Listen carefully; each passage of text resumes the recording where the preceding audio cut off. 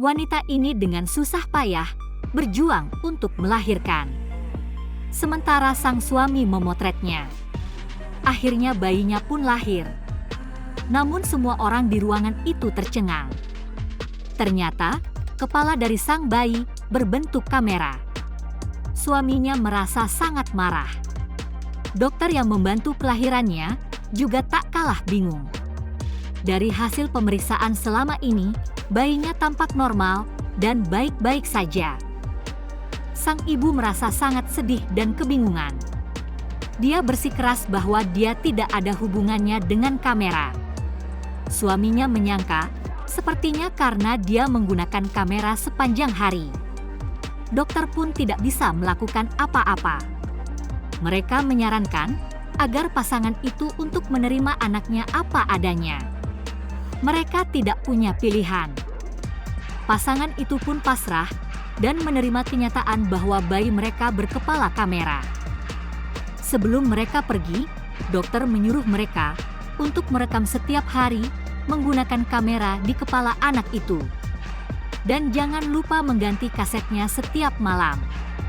Pasangan itu pun meninggalkan rumah sakit bersama bayi mereka. Kehidupan baru pun dimulai. Perlahan-lahan, suami istri itu menerima anak mereka. Mereka mulai merawatnya seperti orang tua pada umumnya. Mereka merekam videonya setiap hari. Keluarga itu pun hidup bahagia. Seiring berjalannya waktu, kaset rekamannya menjadi semakin banyak. Dan anak itu mulai tumbuh besar.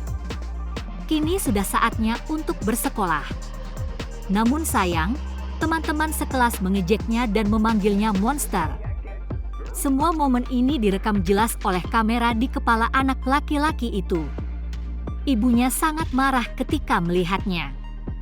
Jadi dia mendatangi kepala sekolah. Tindakan jahat para anak nakal terekam oleh kamera di atas kepalanya. Jadi, para anak nakal tidak memiliki alasan untuk mengelak di hadapan kepala sekolah.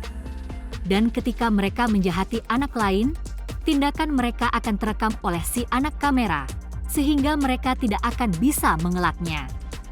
Dengan demikian, si anak kamera dianggap sebagai pembela keadilan di sekolah tersebut. Dia berhasil menyelesaikan masalah-masalah di sekolah. Dia memiliki banyak teman, tetapi banyak dari mereka yang tidak tulus. Mereka hanya memanfaatkannya untuk memotret mereka. Di atas semua itu, dia tetap merasa kesepian. Sampai suatu hari, dia bertemu dengan cinta pertamanya. Gadis itu terpesona oleh wajah unik si anak kamera. Si anak kamera juga terpesona dengan senyuman gadis itu. Mereka berdua menjadi semakin dekat. Hubungan pun terjalin di antara mereka. Tetapi ketika keduanya hampir melanjutkan hubungan mereka ke arah yang lebih serius, gadis itu berubah pikiran. Dia tidak mau seluruh privasinya terekam oleh si anak kamera. Si anak kamera pun patah hati. Untuk menghibur diri, dia pergi ke bioskop untuk menonton film, tetapi pihak bioskop mengusirnya. Mereka takut dia merekam filmnya dan melanggar hak cipta. Jadi, si anak kamera pulang ke rumah dan menonton TV sendirian. Tetapi TV juga dibawa pergi dari rumahnya, masih terkait masalah hak cipta. Anak kamera merasa sangat sedih. Dia merasa bahwa seluruh dunia jijik padanya. Bahkan CCTV di pinggir jalan enggan melihatnya. Dia merasa kehilangan makna kehidupan. Sampai suatu hari dia bertemu seorang gadis lainnya. Mereka jatuh cinta pada pandangan pertama. Mereka mulai berkencan dan akhirnya menikah. Suatu hari, mereka bertemu dengan seorang pencari bakat. Dia menawarkan sang anak kamera untuk mengisi suatu acara TV. Dia ingin menyiarkan kehidupan pribadinya secara langsung setiap hari.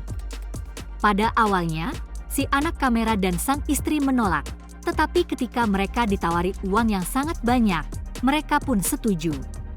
Si anak kamera dianggap sebagai selebriti internet paling luar biasa yang pernah ada. Bagaimana tidak?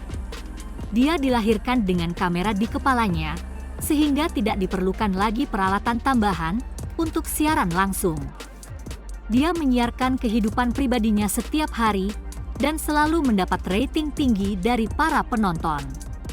Semua orang begitu tertarik dengan hidupnya, mereka bahkan mengorbankan pekerjaan mereka hanya untuk menonton kehidupannya siang dan malam. Orang-orang telah melupakan hidupnya sendiri. Mereka telah kehilangan arti dari kehidupan. Namun demikian, si anak kamera merasa ada yang salah dengan semua ini. Ini bukanlah kehidupan yang dia inginkan. Dia mengajak istrinya mengunjungi tempat kelahirannya. Ketika sampai di rumah tua yang penuh dengan kaset kenangan masa lalunya, si anak kamera merasa terharu. Sang istri diam-diam menonton siaran langsungnya sendiri dan terpaku pada hal itu. Si anak kamera segera mematikan televisi, tetapi sudah terlambat. Istrinya sudah terpengaruh oleh siaran langsungnya. Si anak kamera tidak bisa menahan air matanya. Sekarang seluruh dunia tampak seperti mayat hidup, menonton siaran langsung setiap hari. Dia merasakan kepedihan yang luar biasa. Dia ingin mengakhiri semuanya.